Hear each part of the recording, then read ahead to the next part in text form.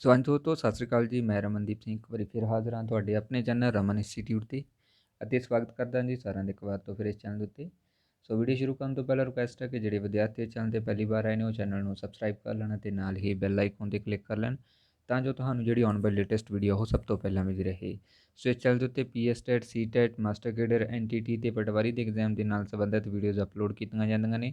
ਉਹ ਤੁਸੀਂ ਪਲੇਲਿਸਟ ਦੇ ਵਿੱਚੋਂ ਜਾ ਕੇ ਆਪਣੇ ਵਿਸ਼ੇ ਦੇ ਅਕੋਰਡਿੰਗ ਅਤੇ ਆਪਣੇ ਕੋਰਸ ਦੇ ਅਕੋਰਡਿੰਗ ਦੇਖ ਸਕਦੇ ਹੈਗੇ ਹੋਗੇ। ਸੋ ਅੱਜ ਦੇ ਸੈਸ਼ਨ ਦੇ ਵਿੱਚ ਅਸੀਂ ਪੰਜਾਬੀ ਮਾਸਟਰ ਕੇਡਰ ਦੇ ਨਾਲ ਸੰਬੰਧਿਤ ਅਤੇ NT-NET ਐਗਜ਼ਾਮ ਦੇ ਨਾਲ ਸੰਬੰਧਿਤ ਟੌਪਿਕ ਲੈ ਕੇ ਆਏ ਹਾਂ।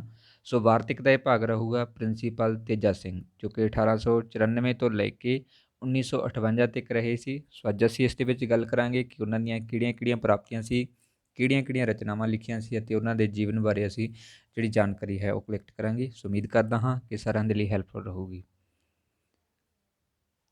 ਸੋ WhatsApp ਗਰੁੱਪ ਜੁਆਇਨ ਕਰਨ ਦੇ ਲਈ ਤੁਸੀਂ ਇਸ ਨੰਬਰ ਦੇ ਉੱਪਰ ਕੰਟੈਕਟ ਕਰ ਸਕਦੇ ਹੋ, ਜਿੱਥੇ ਤੁਹਾਨੂੰ ਸਾਰੀਆਂ PDF ਆ ਜਿਹੜੀਆਂ ਉਹ ਮਿਲਦੀਆਂ ਰਹਿਣਗੀਆਂ।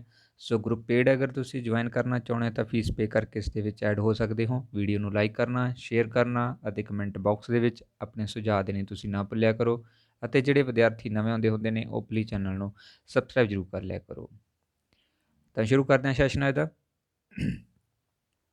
ਸੋ ਪ੍ਰਿੰਸੀਪਲ ਤੇਜਾ ਸਿੰਘ ਜੀ, ਸੋ ਜਿਨ੍ਹਾਂ ਨੇ ਪੰਜਾਬੀ ਦੇ ਵਿੱਚ ਕਾਫੀ ਇੰਪੋਰਟੈਂਟ ਰੋਲ ਅਦਾ ਕੀਤਾ ਹੈ। ਕਾਫੀ ਸਾਰੀਆਂ ਜਿਹੜੀਆਂ ਪੁਸਤਕਾਂ, ਕਾਫੀ ਸਾਰਾ ਸਾਹਿਤ ਜਿਹੜਾ ਹੈ ਉਹ ਪੰਜਾਬੀ ਨੂੰ ਪ੍ਰੋਵਾਈਡ ਕੀਤਾ ਹੈ। ਤਾਂ ਸ਼ੁਰੂਆਤ ਕਰਾਂਗੇ ਉਹਨਾਂ ਦੇ ਜਨਮ ਤੋਂ ਅਤੇ ਉਹਨਾਂ ਦੇ ਜੀਵਨ ਦੇ ਨਾਲ ਸੰਬੰਧਿਤ। ਸੋ ਪ੍ਰਿੰਸੀਪਲ ਤੇਜਾ ਸਿੰਘ ਜੀ ਦਾ ਜਿਹੜਾ ਜਨਮ ਹੋਇਆ ਸੀ ਉਹ 2 ਜੂਨ 1894 ਨੂੰ ਹੋਇਆ ਸੀਗਾ। ਸੋ 1894 ਯਾਨੀ ਕਿ ਕਾਫੀ ਹੈ ਨਾ ਪੁਰਾਣੇ ਕਹਿ ਸਕਦੇ ਆਪਾਂ ਕਿ ਉਸ ਸਮੇਂ ਦੇ ਵਿੱਚ 2 ਜੂਨ ਨੂੰ ਜਿਹੜਾ ਹੈ ਇਹਨਾਂ ਦਾ ਜਨਮ ਹੋਇਆ ਸੀ।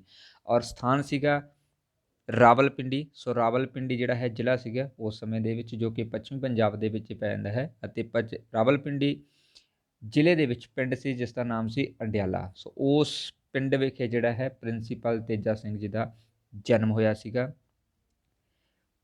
ਪਿਤਾ ਦਾ ਨਾਮ ਇਹਨਾਂ ਦੇ ਸਰਦਾਰ ਭਲਾਕਰ ਸੀਗਾ ਅਤੇ ਮਾਤਾ ਦਾ ਨਾਮ ਸ੍ਰਿਸ਼ਟੀ ਸੀਗਾ। ਸੋ ਇਹ ਇਹਨਾਂ ਦੇ ਮਾਤਾ ਪਿਤਾ ਦਾ ਨਾਮ ਵੀ ਕਈ ਵਾਰ ਪੁੱਛ ਲਿਆ ਜਾਂਦਾ ਹੈ। ਔਰ ਜ਼ਿਆਦਾਤਰ ਜਨਮ ਜਾਂ ਪਿੰਡ ਦੇ ਉੱਪਰ ਜ਼ਿਆਦਾ ਫੋਕਸ ਕਰਦੇ ਹੁੰਦੇ ਨੇ, ਪੇਰੈਂਟਸ ਦੇ ਉੱਪਰ ਘੱਟ ਜਿਹੜਾ ਹੈ ਨਾ ਕੋਈ ਕੁਐਸਚਨ ਆਉਂਦਾ ਹੁੰਦਾ ਹੈ। ਔਰ ਸ਼ੁਰੂਆਤ 'ਚ ਗੱਲ ਕਰੀਏ ਕਿ ਪ੍ਰਿੰਸੀਪਲ ਤੇਜਾ ਸਿੰਘ ਜੀ ਦਾ ਸ਼ੁਰੂਆਤੀ ਨਾਂ ਜਾਂ ਮੁੱਢਲਾ ਨਾਮ ਸੀ ਜਿਹੜਾ ਉਹ ਤੇਜਾ ਸਿੰਘ ਨਹੀਂ ਸੀਗਾ। ਸ਼ੁਰੂਆਤ ਦੇ ਵਿੱਚ ਇਹਨਾਂ ਦਾ ਨਾਮ ਤੇਜਰਾਮ ਸੀਗਾ। ਸੋ ਇਹ ਬਾਅਦ ਦੇ ਵਿੱਚ ਇਹਨਾਂ ਨੇ ਚੇਂਜ ਕੀਤਾ ਸੀ, ਕਿਉਂਕਿ ਬਾਅਦ ਦੇ ਵਿੱਚ ਇਹਨਾਂ ਨੇ ਅੰਮ੍ਰਿਤ ਛਕਿਆ ਸੀਗਾ, ਅੰਮ੍ਰਿਤਪਾਨ ਕੀਤਾ ਸੀਗਾ। ਸੋ ਅੰਮ੍ਰਿਤਪਾਨ ਜਿਹੜਾ ਹੈ ਬਾਬਾ ਖੇਮ ਸਿੰਘ ਬੇਦੀ ਤੋਂ ਛਕਿਆ ਸੀਗਾ। ਓਕੇ, ਸੋ ਵੈਰੀ ਇੰਪੋਰਟੈਂਟ ਹੈ ਕਿ ਪ੍ਰਿੰਸੀਪਲ ਤੇਜਾ ਸਿੰਘ ਜੀ ਨੇ ਜਿਹੜਾ ਅੰਮ੍ਰਿਤਪਾਨ ਹੈ ਉਹ ਕਿਹਨਾਂ ਤੋਂ ਗ੍ਰਹਿਣ ਕੀਤਾ ਸੀ ਜਾਂ ਛਕਿਆ ਸੀਗਾ। ਤੋਂ ਬਾਬਾ ਖੇਮ ਸਿੰਘ ਬੇਦੀ ਸੀ, ਸੋ ਉਹਨਾਂ ਨੇ ਜਿਹੜਾ ਹੈ ਪ੍ਰਿੰਸੀਪਲ ਤੇਜਾ ਸਿੰਘ ਜੀ ਨੂੰ ਅੰਮ੍ਰਿਤ ਛਕਾਇਆ ਸੀਗਾ। ਔਰ ਉਸ ਤੋਂ ਬਾਅਦ ਇਹ ਤੇਜਰਾਮ ਸੀਗਾ ਜਿਹੜਾ ਬਾਅਦ ਦੇ ਵਿੱਚ ਤੇਜਾ ਸਿੰਘ ਬਣ ਗਏ ਸੀਗੇ, ਯਾਨੀ ਕਿ ਸਿੰਘ ਸ਼ਬਦ ਇਹਨਾਂ ਨੇ ਆਪਣੇ ਨਾਮ ਦੇ ਨਾਲ ਐਡ ਕਰ ਲਿਆ ਸੀਗਾ। ਓਕੇ, ਸੋ ਵੈਰੀ ਇੰਪੋਰਟੈਂਟ ਹੈ, ਸੋ ਇਸ ਨੂੰ ਧਿਆਨ 'ਚ ਰੱਖਣਾ। ਨੈਕਸਟ ਹੈ ਸੋ ਪ੍ਰਿੰਸੀਪਲ ਤੇਜਾ ਸਿੰਘ ਦੀ ਐਜੂਕੇਸ਼ਨ। ਸੋ ਉਹਨਾਂ ਨੇ ਕਿਹੜੀ ਐਜੂਕੇਸ਼ਨ ਪ੍ਰਾਪਤ ਕੀਤੀ ਜਿਹਦੇ ਆਧਾਰ ਦੇ ਉੱਪਰ ਉਹਨਾਂ ਨੇ ਸਾਨੂੰ ਇੰਨਾ ਅੱਛਾ ਜਿਹੜਾ ਸਾਹਿਤ ਹੈ ਉਹ ਪ੍ਰੋਵਾਈਡ ਕੀਤਾ। ਤਾਂ ਸ਼ੁਰੂਆਤ ਕਰਦੇ ਹਾਂ ਮੁੱਢਲੀ ਸਿੱਖਿਆ ਤੋਂ। ਤਾਂ ਮੁੱਢਲੀ ਸਿੱਖਿਆ ਸੀ ਜਿਹੜੀ ਉਹਨਾਂ ਨੇ ਢੱਲੇ ਅਤੇ ਸਰਗੋਧੇ ਤੋਂ ਜਿਹੜੀ ਹੈ ਉਹ ਪ੍ਰਾਪਤ ਕੀਤੀ ਸੀਗੀ, ਜੋ ਕਿ ਉਹਨਾਂ ਦੀ ਮੁੱਢਲੀ ਸਿੱਖਿਆ ਸੀਗੀ ਪਰਿਵਾਰ ਦੇ ਵਿੱਚੋਂ ਹੈ ਨਾ ਉਹਨਾਂ ਨੇ ਲਈ। ਔਰ ਦੂਸਰੀ ਵਾਰ ਜਿਹੜੀ ਆਉਂਦੀ ਹੈ ਜੋ ਕਿ ਮੁੱਢਲੀ ਜਿਹਨੂੰ ਆਪਾਂ ਕਹਿ ਦਿੰਦੇ ਹਾਂ ਗੁਰਮੁਖੀ ਲਿਪੀ ਹੈ ਨਾ, ਜੋ ਸਾਡੇ ਗੁਰਾਂ ਦੇ ਮੁਖਾਂ ਤੋਂ ਨਿਕਲੀ ਹੈ। ਇਸ ਗੁਰਮੁਖੀ ਦੀ ਮੁੱਢਲੀ ਸਿੱਖਿਆ ਨੂੰ ਉਹਨਾਂ ਨੇ ਪ੍ਰਾਪਤ ਕੀਤਾ ਪਿੰਡ ਦੇ ਗੁਰਦੁਆਰੇ ਦੇ ਵਿੱਚੋਂ, ਕਿਉਂਕਿ ਉਸ ਸਮੇਂ ਦੇ ਵਿੱਚ ਜਿਹੜੀ ਇਹ ਸਿੱਖਿਆ ਜ਼ਿਆਦਾਤਰ ਗੁਰਦੁਆਰੇ ਜਾਂ ਮਸਜਿਦਾਂ ਦੇ ਵਿੱਚ ਹੀ ਪ੍ਰੋਵਾਈਡ ਕੀਤੀ ਜਾਂਦੀ ਸੀਗੀ।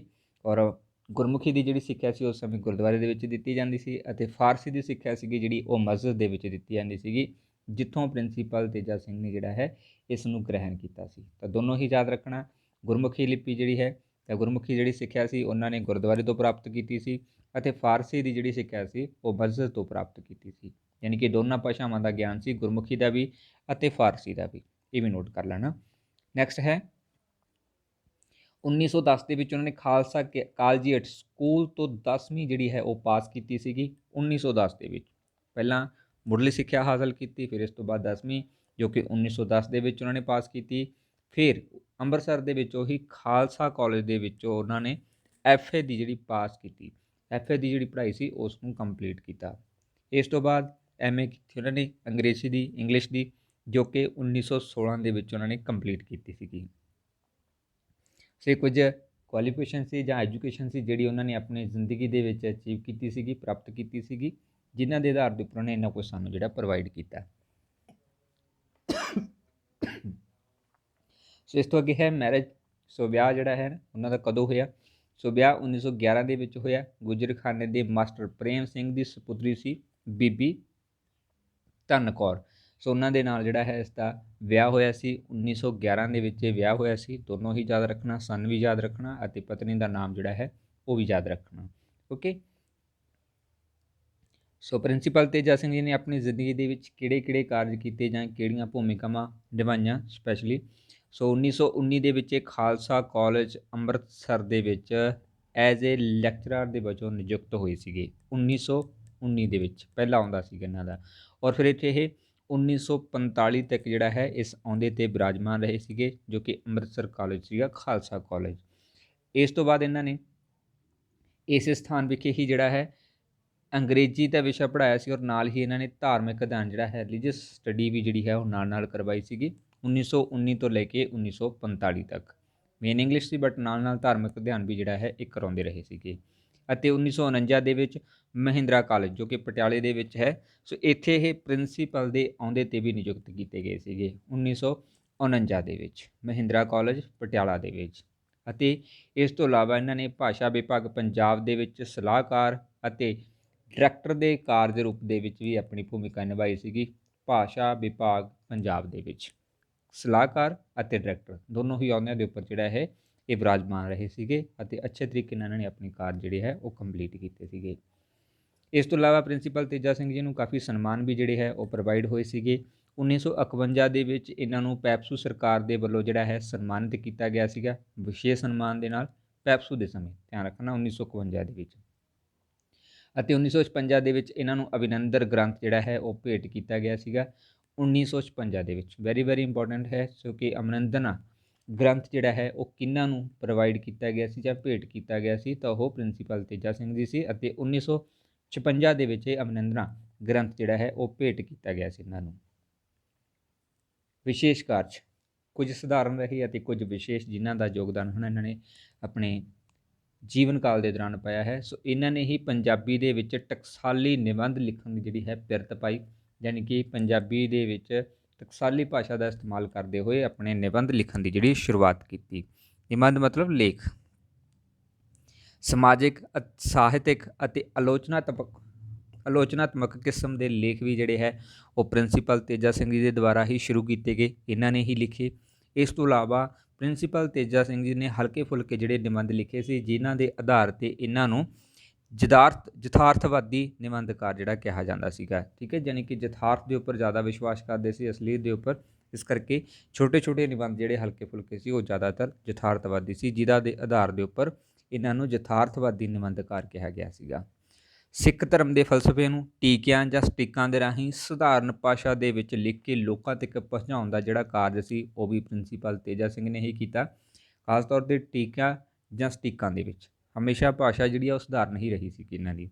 ਇਸ ਤੋਂ ਇਲਾਵਾ ਅੰਗਰੇਜ਼ੀ ਸਾਹਿਤ, ਗੁਰਬਾਣੀ, ਸਿੱਖ ਇਤਿਹਾਸ ਤੇ ਭਾਰਤੀ ਸੱਭਿਆਚਾਰ ਆਦਿ ਅਨੇਕਾਂ ਵਿਸ਼ਿਆਂ ਦੇ ਵੀ ਵਿਦਵਾਨ ਇਹ ਮੰਨੇ ਜਾਂਦੇ ਸੀ। ਇਹਨਾਂ ਸਾਰਿਆਂ ਦੀ ਜਿਹੜੀ ਸਟੱਡੀ ਹੈ ਇਹਨਾਂ ਦੇ ਦੁਆਰਾ ਕੀਤੀ ਗਈ ਸੀਗੀ, ਅਤੇ ਖਾਸ ਤੌਰ 'ਤੇ ਇਹਨਾਂ ਦੇ ਉੱਪਰ ਇਫੈਕਟ ਪਿਆ ਸੀਗਾ ਪੱਛਮੀ ਕਲਾਕਾਰਾਂ ਦਾ, ਰਸਕਿਨ, ਚਾਰਲਸ ਲੈਂਪ, ਬੇਕਨ ਅਤੇ ਪਮੇਟਰ।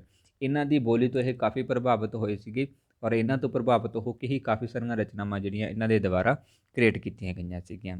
ਓਕੇ, ਸੋ ਇਹ ਵੈਰੀ ਇੰਪੋਰਟੈਂਟ ਹੈ ਕਿ ਕਿਹਨਾਂ ਤੋਂ ਜਿਹੜਾ ਹੈ ਅਫੈਕਟਡ ਹੋਏ ਸੀਗੇ। ਇਸ ਤੋਂ ਇਲਾਵਾ ਇਹਨਾਂ ਨੇ ਸਮਾਜਿਕ, ਸਾਹਿਤ ਅਤੇ ਆਲੋਚਨਾਤਮਕ ਲੇਖ ਲਿਖੇ ਸੀਗੇ, ਜੋ ਕਿ ਇਹਨਾਂ ਦੇ ਵਿਆਖਿਆਮਈ ਜਾਂ ਵਿਆਖਿਆਈ ਘੇਰੇ ਦੇ ਵਿੱਚ ਆਉਂਦੇ ਸੀਗੇ, ਅਤੇ ਸਾਰੇ ਦੇ ਸਾਰੇ ਹੀ ਲੇਖ ਸੀਗੇ ਜਿਹੜੇ ਉਹ ਨਿਰੋਲ ਸਾਹਿਤਿਕ ਆਸ਼ੇ ਤੋਂ ਲਿਖੇ ਗਏ ਸੀਗੇ, ਕਲਾ ਦੇ ਪੱਖ ਤੋਂ ਲਿਖੇ ਗਏ ਸੀਗੇ ਖਾਸ ਤੌਰ ਦੇ ਉੱਪਰ। ਓਕੇ, ਐਂਡ ਆਖਿਰ ਦੇ ਵਿੱਚ 10 ਜਨਵਰੀ 1958 ਨੂੰ ਦਿਲ ਦਾ ਦੌਰਾ ਪੈਣ ਦੇ ਕਾਰਨ ਇਹਨਾਂ ਦੀ ਮੌਤ ਹੋ ਜਾਂਦੀ ਹੈ। ਸੋ ਇਹ ਕਾਫੀ ਇੰਪੋਰਟੈਂਟ ਹੈ ਕਿ ਕਿਹੜੇ ਵਾਰਤਕਾਰ ਦੀ ਮੌਤ ਦਿਲ ਦਾ ਦੌਰਾ ਪੈਣ ਦੇ ਨਾਲ ਹੋਈ ਸੀਗੀ। ਸੋ ਇਹ ਬਹੁਤ ਇੰਪੋਰਟੈਂਟ ਹੈ। ਓਕੇ, ਸੋ ਮੌਤ ਜਿਹੜੀ ਹੈ ਉਹ ਦਿਲ ਦਾ ਦੌਰਾ ਪੈਣ ਕਾਰਨ ਹੋਈ ਸੀਗੀ, ਜੋ ਕਿ ਪ੍ਰਿੰਸੀਪਲ ਤੇਜਾ ਸਿੰਘ ਜੀ ਸੀਗੀ। ਓਕੇ, 10 ਜਨਵਰੀ 1958 ਨੂੰ। ਸੋ ਇਸ ਤੋਂ ਅੱਗੇ ਹੈ ਇਹਨਾਂ ਦੀਆਂ ਪ੍ਰਮੁੱਖ ਰਚਨਾਵਾਂ। ਸੋ ਇਹਨਾਂ ਨੇ ਆਪਣੀ ਜ਼ਿੰਦਗੀ ਦੇ ਵਿੱਚ ਕਿਹੜੀਆਂ ਜਿਹੜੀਆਂ ਰਚਨਾਵਾਂ ਨੇ ਉਹ ਕ੍ਰੀਏਟ ਕੀਤੀਆਂ? ਸੋ ਸਾਰੀਆਂ ਹੀ ਨੇ। ਸੋ ਪਹਿਲਾ ਸੀ ਨਵੀਆਂ ਸੋਚਾਂ, 1942 ਦੇ ਵਿੱਚ ਪ੍ਰਕਾਸ਼ਿਤ ਹੋਈ। ਦੂਸਰਾ ਸੀ ਸਹਿਜ ਸੁਭਾਅ, 1942 ਦੇ ਵਿੱਚ। ਤੀਸਰੀ ਸੀ ਸਾਹਿਤ ਦਰਸ਼ਨ, 1951 ਦੇ ਵਿੱਚ। ਚੌਥੀ ਸੀ ਜਪੋ ਸਟੀਕ 1925 ਦੇ ਵਿੱਚ। ਤੀਸਰੀ ਸੀ ਆਸਾ ਦੀ ਵਾਰ ਸਟੀਕ 1938 ਦੇ ਵਿੱਚ। ਛੇਵੀਂ ਸੀਗੀ ਸ਼੍ਰੀ ਗੁਰੂ ਗ੍ਰੰਥ ਸ਼ਬਦਾਰਥ 1956 ਦੇ ਵਿੱਚ ਸ਼ੁਰੂ ਕੀਤਾ, ਆਰੰਭ ਕੀਤਾ ਅਤੇ 1941 ਦੇ ਵਿੱਚ ਇਸ ਨੂੰ ਸਮਾਪਤ ਕੀਤਾ। ਸਮ੍ਰਿਤੀਆਂ 1958 ਦੇ ਵਿੱਚ ਸੀ ਅਤੇ ਸ਼ਬਦਾਂਤਰਿਕ ਲਗਾ ਮਾਤਰਾ ਔਰ ਨੌਵੀਂ ਪੁਸਤਕ ਪੰਜਾਬੀ ਕਿਵੇਂ ਲਿਖੀਏ 1953 ਦੇ ਵਿੱਚ। ਸੋ ਇਹ ਸਭ ਤੋਂ ਵੱਧ ਪੁੱਛਿਆ ਜਾਂਦਾ ਹੁੰਦਾ ਹੈ ਕੁਐਸਚਨ ਕਿ ਪੰਜਾਬੀ ਕਿਵੇਂ ਲਿਖੀਏ ਕਿਸ ਦੀ ਪੁਸਤਕ ਹੈ। ਸੋ ਵੈਰੀ ਵੈਰੀ ਇੰਪੋਰਟੈਂਟ ਹੈ 9 ਨੰਬਰ। ਔਰ 10ਵੀਂ ਪੁਸਤਕ ਸੀਗੀ ਪੰਜਾਬੀ ਸ਼ਬਦ ਜੋੜ। 11ਵੀਂ ਪੁਸਤਕ ਸੀਗੀ ਪਲਾਸਿਮ ਆਫ ਪੀਸ, ਅੰਗਰੇਜ਼ੀ ਦੇ ਵਿੱਚ ਸੁਖਮਣੀ ਦਾ ਜਿਹੜਾ ਟੀਕਾ ਇਸਨੇ ਪੇਸ਼ ਕੀਤਾ ਸੀਗਾ। 12ਵੀਂ ਰਚਨਾ ਇਹਨਾਂ ਦੀ RCC ਜੋ 1952 ਦੇ ਵਿੱਚ ਲਿਖੀ ਗਈ ਸੀਗੀ ਅਤੇ ਇਹ ਸਵੈ ਜੀਵਨੀ ਸੀ, ਇਹਨਾਂ ਨੇ ਆਪਣੇ ਜੀਵਨ ਦੇ ਬਾਰੇ ਲਿਖੀ ਸੀ। ਇਹ ਵੀ ਵੈਰੀ ਵੈਰੀ ਇੰਪੋਰਟੈਂਟ ਹੈ। ਅਤੇ ਪੰਜਾਬੀ ਭੋਰੇ ਸਾਹਿਤਿਕ ਇਤਿਹਾਸ ਮੰਨਿਆ ਜਾਂਦਾ ਹੈ ਇਸ ਨੂੰ। 14ਵੀਂ ਰਚਨਾ ਸੀ ਮਾਨਾਂ ਦਾ ਅੰਤ, ਕਰੋਨਾਮਈ ਰਚਨਾ ਹੈਗੀ ਹੈ ਇਹਨਾਂ ਦੀ। 15ਵੀਂ ਰਚਨਾ ਹੈ ਕਿ ਗੁਰੂ ਨਾਨਕ ਦੇਵ ਪੜ੍ਹੇ ਹੋਏ ਸਨ, ਇਹ ਵਿਵਾਦਗ੍ਰਸਤ ਰਚਨਾ ਹੈ ਇਹਨਾਂ ਦੀ। ਅਤੇ 16ਵੀਂ ਰਚਨਾ ਸੀ ਸਿੱਖ ਤੇ ਸ਼ਾਂਤਮਈ, ਇਹ ਵੀ ਵਿਵਾਦਗ੍ਰਸਤ ਰਚਨਾ ਮੰਨੀ ਜਾਂਦੀ ਹੈ ਇਹਨਾਂ ਦੀ। ਅਤੇ 17ਵੀਂ ਸੀ ਸੱਭਿਆਚਾਰ ਜੋ ਕਿ 1952 ਦੇ ਵਿੱਚ ਪ੍ਰਕਾਸ਼ਿਤ ਕੀਤੀ ਸੀ। ਅਤੇ 18ਵੀਂ ਸੀਗੀ ਅੰਗਰੇਜ਼ੀ ਪੰਜਾਬੀ ਕੋਸ਼ 1953 ਦੇ ਵਿੱਚ। ਸੋ ਇਹ ਕਾਫੀ ਇੰਪੋਰਟੈਂਟ ਨੇ ਪੁਸਤਕਾਂ ਇਹਨਾਂ ਦੀਆਂ। ਸੋ ਇਹਨਾਂ ਦੇ ਵਿੱਚੋਂ ਪੰਜਾਬੀ ਕਿਵੇਂ ਲਿਖੀਏ, ਪੰਜਾਬੀ ਸ਼ਬਦ ਜੋੜ, RC, ਠੀਕ ਹੈ, ਔਰ ਸੱਭਿਆਚਾਰ, ਅੰਗਰੇਜ਼ੀ ਵਾਲਾ, ਸਾਹਿਤ ਦਰਸ਼ਨ, ਨਵੀਆਂ ਸੋਚਾਂ, ਇਹ ਕਾਫੀ ਇੰਪੋਰਟੈਂਟ ਨੇ। ਸੋ ਪਲੀਜ਼ ਇਹਨਾਂ ਨੂੰ ਧਿਆਨ 'ਚ ਰੱਖਣਾ। ਓਕੇ, ਨੈਕਸਟ ਹੈ ਤੇਜਾ ਸਿੰਘ ਦੇ ਕੁਝ ਪ੍ਰਮੁੱਖ ਨਿਬੰਧ ਜੋ ਕਿ ਇਹਨਾਂ ਨੇ ਆਪਣੀ ਲਾਈਫ ਦੇ ਵਿੱਚ ਕੁਝ ਨਿਬੰਧ ਵੀ ਲਿਖੇ ਸੀ ਜੋ ਪ੍ਰਮੁੱਖ ਨੇ, ਅਕਸਰ ਪੁੱਛੇ ਜਾਂਦੇ ਨੇ, ਉਹ ਵੀ ਐਡ ਕੀਤੇ ਨੇ। ਸੋ ਪਹਿਲਾ ਹੈ ਗੰਗਾਦੀਨ, ਦੂਸਰਾ ਹੈ ਅਗਲੇ ਜ਼ਮਾਨੇ, ਤੀਸਰਾ ਹੈ ਹੱਸਣਾ ਤੇ ਕੂਕਣਾ, ਚੌਥਾ ਹੈ ਮੇਰਾ ਵਿਆਹ ਅਤੇ ਪੰਜਵਾਂ ਹੈ ਗੁਸਲਖਾਨਾ ਅਤੇ ਛੇਵਾਂ ਹੈ ਵਿਹਲੀਆਂ ਗੱਲਾਂ ਅਤੇ ਸੱਤਵਾਂ ਹੈ ਹਾਸ ਰਾਸ, ਅੱਠਵਾਂ ਹੈ ਗੁਰੂ ਨਾਨਕ ਦਾ ਦੇਸ਼ ਪਿਆਰ ਅਤੇ ਨੌਵਾਂ ਹੈ ਸਾਊਪੁਣਾ ਅਤੇ 10ਵਾਂ ਹੈ ਸ਼ਹਿਰ ਦਾ ਨਲਕਾ, 11ਵਾਂ ਹੈ ਘਰ ਦਾ ਪਿਆਰ ਅਤੇ 12ਵਾਂ ਹੈ ਸੱਭਿਆਚਾਰ ਦਾ ਘਾਟਾ। ਸੋ ਇਹਨਾਂ ਦੇ ਨਿਬੰਧ ਨੇ ਜੋ ਇਹਨਾਂ ਨੇ ਲਿਖੇ ਸੀਗੇ ਔਰ ਇਹਨਾਂ ਬਾਰੇ ਅਕਸਰ ਜਿਹੜੇ ਕੁਐਸਚਨ ਆਉਂਦੇ ਰਹਿੰਦੇ ਨੇ। ਸੋ ਇਸ ਕਰਕੇ ਇਹ 12 ਕੁ ਜਿਹੜੇ ਨਿਬੰਧ ਨੇ ਪ੍ਰਮੁੱਖ ਜਿਨ੍ਹਾਂ 'ਚੋਂ ਪੁੱਛਿਆ ਜਾਂਦਾ ਹੁੰਦਾ ਹੈ। ਸੋ ਇਸ ਨੂੰ ਧਿਆਨ 'ਚ ਰੱਖਣਾ। ਓਕੇ, ਨੈਕਸਟ ਹੈ ਤੇਜਾ ਸਿੰਘ ਦੇ ਦੁਆਰਾ ਕੁਝ ਵਿਸ਼ੇਸ਼ ਪੁਸਤਕਾਂ ਜਿਨ੍ਹਾਂ ਦੇ ਉਹਨਾਂ ਨੇ ਰਿਵਿਊ ਕੀਤੇ ਨੇ। ਸੋ ਇਹ ਵੀ ਧਿਆਨ 'ਚ ਰੱਖਣਾ ਹੈ। ਸੋ ਪਹਿਲਾ ਹੈ ਦਰਦ ਸਨੇਹੇ, ਦੂਸਰੀ ਹੈ ਮਹਾਨ ਕੋਸ਼, ਤੀਸਰਾ ਹੈ ਬਾਦਸ਼ਾਹੀਆਂ, ਚੌਥੀ ਹੈ ਪੰਜਾਬੀ ਪੂਰੇ ਅਤੇ ਪੰਜਵੀਂ ਹੈ ਮਰਾਸਨਾਮ, ਛੇਵੀਂ ਹੈ ਰੋਮਾਂਚਕ ਪੰਜਾਬੀ ਰਵੀ, ਸਮੇਂ ਦੇ ਤਿੰਨ ਰੰਗ, ਫਟਦੇ ਸਮੇਂ, ਨੌਵੀਂ ਹੈ ਨੌਕਲੀਆਂ ਹਾਰ ਅਤੇ 10ਵਾਂ ਹੈ ਅਣਵਿਦੇ ਮੋਤੀ ਅਤੇ 11ਵਾਂ ਹੈ ਅਮਰਵੇਲ, 12ਵੀਂ ਹੈ ਬ੍ਰਿਜਮੋਹਨ ਨਾਟਕ ਅਤੇ 13ਵੀਂ ਹੈ ਹਿੰਦੁਸਤਾਨੀ ਕਵੀ, 14ਵੀਂ ਹੈ ਭਾਵਾਂ ਦੇ ਦੋਸ਼, 15ਵੀਂ ਹੈ ਪ੍ਰਬਲ ਬਹਿਨ ਅਤੇ 16ਵਾਂ ਹੈ ਅਸਲੇ ਤੇ ਓਲੇ, 17ਵੀਂ ਹੈ ਸੱਸੀ ਹਾਸ਼ਮ ਅਤੇ 18 ਨੰਬਰ ਹੈ ਸਰਕਾਰ ਖਾਲਸਾ। ਸੋ ਉਹ ਪੁਸਤਕਾਂ ਨੇ ਜਿਨ੍ਹਾਂ ਦੇ ਪ੍ਰਤੀ ਰਿਵਿਊ ਦਿੱਤੇ ਹੈਗੇ ਨੇ ਤੇਜਾ ਸਿੰਘ ਨੇ। ਇਹ ਕੁਝ ਵਿਸ਼ੇਸ਼ ਪੁਸਤਕਾਂ ਨੇ ਜਿਨ੍ਹਾਂ ਦੀ ਗਿਣਤੀ ਟੋਟਲ 18 ਹੈਗੀ ਆ। ਸੋ ਇਹਨਾਂ ਪ੍ਰਤੀ ਜਿਹੜਾ ਹੈ ਤੇਜਾ ਸਿੰਘ ਨੇ ਆਪਣੇ ਵਿਸ਼ੇਸ਼ ਰਿਵਿਊ ਜਿਹੜੇ ਹੈ ਪ੍ਰੋਵਾਈਡ ਕੀਤੇ ਸੀਗੇ। ਓਕੇ, ਦੂਸਰੀਆਂ ਪੁਸਤਕਾਂ ਨੇ ਇਹਨਾਂ ਦੀ ਖੁਦ ਦੀਆਂ ਲਿਖੀਆਂ ਬਟ ਰਿਵਿਊ ਇਹਨਾਂ ਨੇ ਦਿੱਤੇ ਹੋਏ ਨੇਗੇ। ਓਕੇ, ਸੋ ਇਸ ਦਾ ਟੌਪਿਕ ਜਿਹਦੇ ਵਿੱਚ ਪ੍ਰਿੰਸੀਪਲ ਤੇਜਾ ਸਿੰਘ ਦੇ ਜੀਵਨ ਅਤੇ ਉਹਨਾਂ ਦੀਆਂ ਪੁਸਤਕਾਂ ਦੇ ਨਾਲ ਸੰਬੰਧਿਤ ਆਪਾਂ ਡਿਸਕਸ ਕੀਤਾ ਹੈ। ਸੋ ਉਮੀਦ ਕਰਦਾ ਹਾਂ ਕਿ ਸਾਰਿਆਂ ਦੇ ਲਈ ਹੈਲਪਫੁਲ ਰਿਹਾ ਹੋਊਗਾ। ਸੋ WhatsApp ਗਰੁੱਪ ਜੁਆਇਨ ਕਰਨ ਦੇ ਲਈ ਤੁਸੀਂ ਇਸ ਨੰਬਰ ਦੇ ਉੱਪਰ ਕੰਟੈਕਟ ਕਰ ਸਕਦੇ ਹੋ। ਵੀਡੀਓ ਨੂੰ ਲਾਈਕ ਕਰਨਾ, ਸ਼ੇਅਰ ਕਰਨਾ ਅਤੇ ਕਮੈਂਟ ਬਾਕਸ ਦੇ ਵਿੱਚ ਆਪਣੇ ਸੁਝਾਅ ਦੇਣੇ ਤੁਸੀਂ ਨਾ ਭੁੱਲਿਆ ਕਰੋ। ਅਤੇ ਜਿਹੜੇ ਵਿਦਿਆਰਥੀ ਨਵੇਂ ਆਉਂਦੇ ਹੁੰਦੇ ਨੇ ਉਹ ਪਲੀਜ਼ ਚੈਨਲ ਨੂੰ ਸਬਸਕ੍ਰਾਈਬ ਜ਼ਰੂਰ ਕਰ ਲਿਆ ਕਰੋ। Thank you so much.